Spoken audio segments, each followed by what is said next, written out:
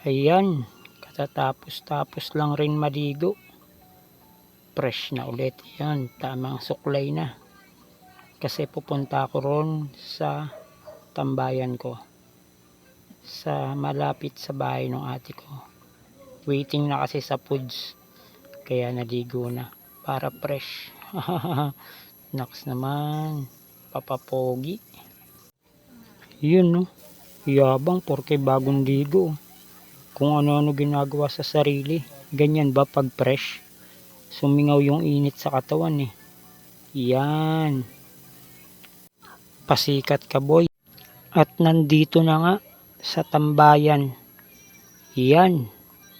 Yun no. Bagong ligo eh. Fresh na fresh eh. Standby lang dito sa tindahan. Habang nagkakape. Syempre, masasanay rin kayo niyan habang waiting. Kape muna.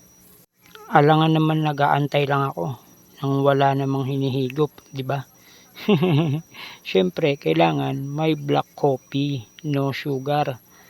Hindi naman tayo nagyoyosi. Bad kasi yan. Chicks lang, tsaka foods, okay na. Di ba? Humimas pa sa muka kung may nabago. Syempre wala. Pogi pa rin. Hindi ka naman pangit eh. Kupal lang.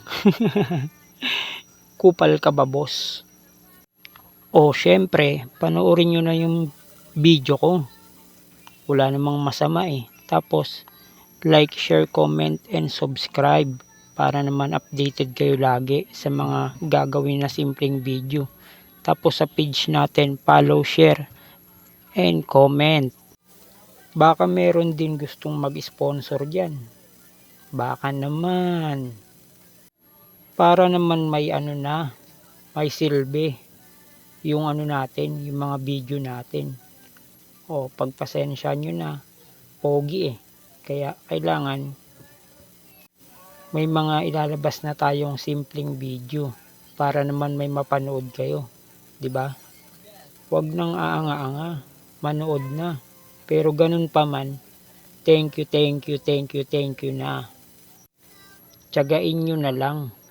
'Di ba? Matatawa naman kayo eh. Kasi pogi na.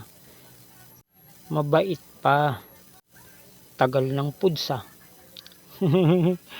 Kung ano-ano nang gustong gawin ah. Oh. Madilim na.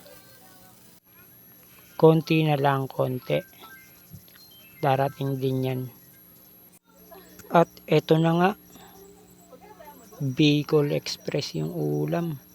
Sarap niyan. Luto ng ate ko yan. Pero nakakasawa na rin yung karne.